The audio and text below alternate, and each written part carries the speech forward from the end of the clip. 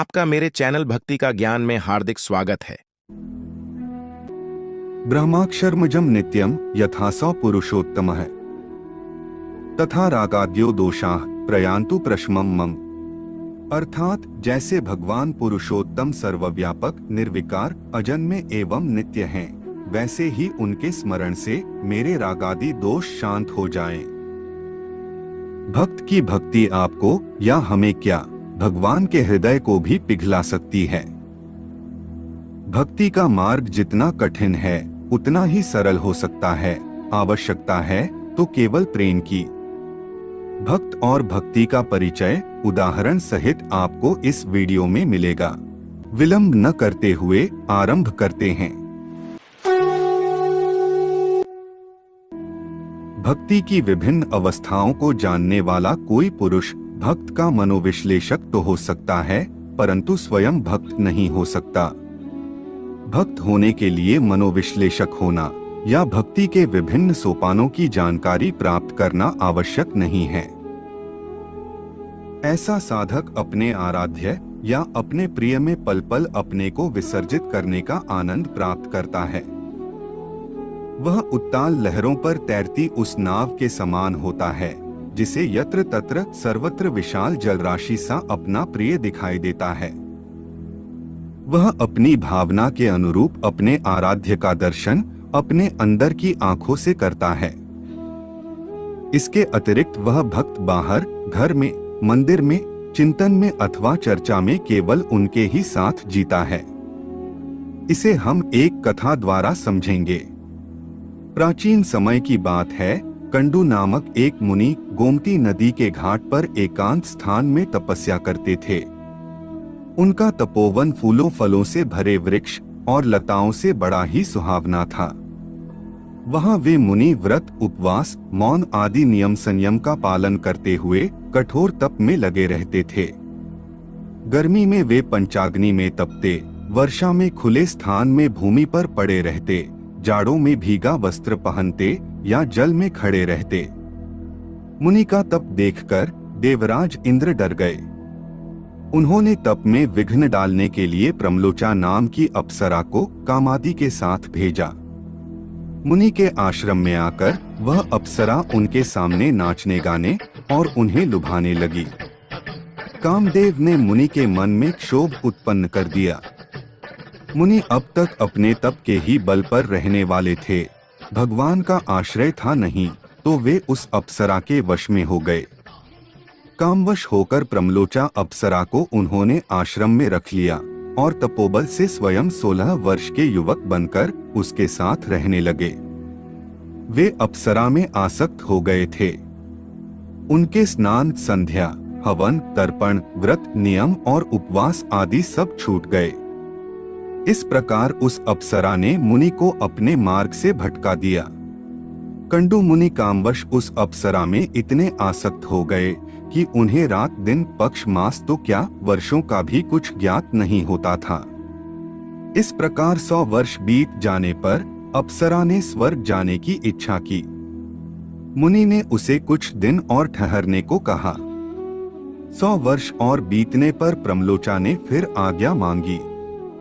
तब भी ऋषि ने उसे कुछ दिन ठहरने को कहा।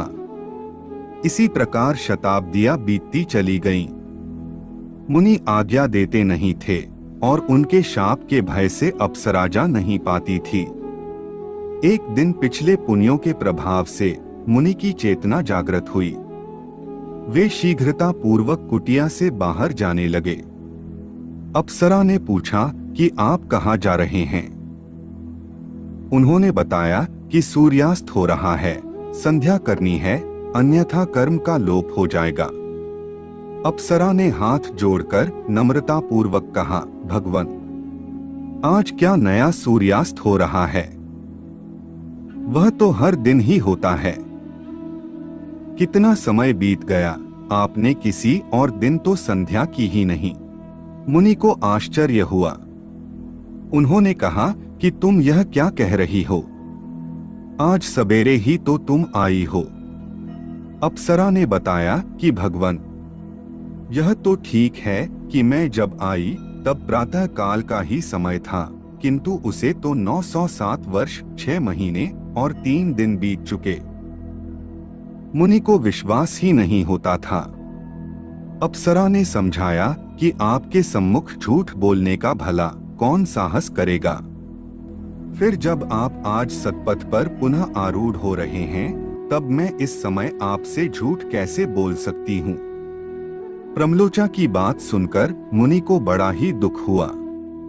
मुनि बोले कि ओ पापिनी, तूने बहुत बुरा किया। तूने मेरे तप का नाश कर दिया। मैं तुझे शाप दे सकता हूँ, पर सत्पुरुष जिसके साथ 7 पग भी चल लेते हैं, उसे अपना मित्र मान लेते हैं। मैं तो इतने दिन तेरे साथ रहा। तेरा दोष भी क्या है, मैं ही इंद्रियों का दास हो गया। मुझे धिक्कार है। मेरा मन मेरे वश में नहीं था। मैंने तेरे माया जाल में फंसकर स्वयं अपना सर्वनाश किया है। अब तू यहाँ से शीघ्र चली जा। फिर प्रमलोचा प्राण बचाकर शीघ्र ही वहां से भाग गई। तप भंग होने से कंडू मुनि को बड़ा पश्चाताप हुआ। पश्चाताप से व्याकुल होकर उन्होंने भगवान की शरण ग्रहण की। ये श्री पुरुषोत्तम का ध्यान करते हुए कठोर नियम व्रतों का पालन करते तथा श्रद्धा के साथ एकाग्र मन से उन करुणा वरुणालय प्रभु की ही स्तुति किया करते थे। भगवान में लगते ही मुनि का मन निर्मल हो गया। उनमें भगवान के दर्शन की प्रबल उत्कंठा जाग गई। उनके प्राण भगवान की भुवन मोहन छवि का दर्शन पाने के लिए तड़पने लगे। मुनि की भक्ति एवं उत्कंठा देखकर भगवान उनके सम्मुख प्रकट हो गए। अलसी के फूल के समान रंग वाले परम सुंदर सुकुमार ज्योतिर्मय श्रीअंग पर पीतांबर पहने, शंख चक्र गदा पद्म धारण किए, वक्ष पर श्रीवत्स के चिन्ह तथा वनमाला से भूषित त्रिभुवन सुंदर भगवान को मुनि ने अपने सामने ही देखा। भगवान ने उनसे कहा कि हे सुव्रत, तुम क्या चाहते हो? तुमको जो कुछ भी मांगना हो मांग लो। कंडू मुनि प्रभु के चरणों पर गिर पड़े। उनके मुख से निकला कि प्रभु आज मेरा जन्म सफल हो गया। फिर उन्होंने भगवान की पूजा की और फिर भगवान के गुण प्रभाव आदि का वर्णन करते हुए स्तुति की। भगवान के पुनः वरदान मांगने को कहने पर मुनि ने कहा कि हे प्रभु, यह संसार बड़ा ही दुस्तर सागर है। यहाँ कष्ट ही कष्ट हैं। मैं इसमें आपकी माया से मोहित होकर अनादिकाल से चक्कर लगा रहा हूँ। मैं इतने लंबे समय से इसमें डूबा रहा, फिर भी इसका अंत नहीं मिला। अब मैं इससे भयभीत होकर आपकी शरण आया हूँ। हे देव देवेश गोविंद, आप मुझ पर कृपा करें। मुझे इस संसार सागर से सदा के लिए पार कर दें। भगवान ने कहा कि मुनि, तुम्हें अवश्य मोक्ष प्राप्त होगा। स्त्री या पुरुष, किसी वर्ण का कोई भी मनुष्य हो, जो कोई भी मेरी शरण आता है, जो भी मेरी भक्ति करता है, वह अवश्य मुझे प्राप्त कर लेता है। भक्तवत्सल श्रीहरि मुनि को वरदान देकर अंतर्ध्यान हो गए। कंडू मुनि ने भी समस्त कामनाओं को त्याग कर, ममता तथा अहंकार को छोड़कर, इंद्रियों को भली भांति संयत करके मन को भगवान में लगा दिया और वे देव दुर्लभ परम पद को प्राप्त हुए। वस्तुतः भक्त और भगवान एक ही मानस की दो स्थितियां हैं। भक्त दिखाई पड़ता है जबकि भगवान अनुभव में आते हैं। भगवान सर्वत्र हैं, परंतु जिसे वे दिखाई देते हैं वह भक्त कहलाता है।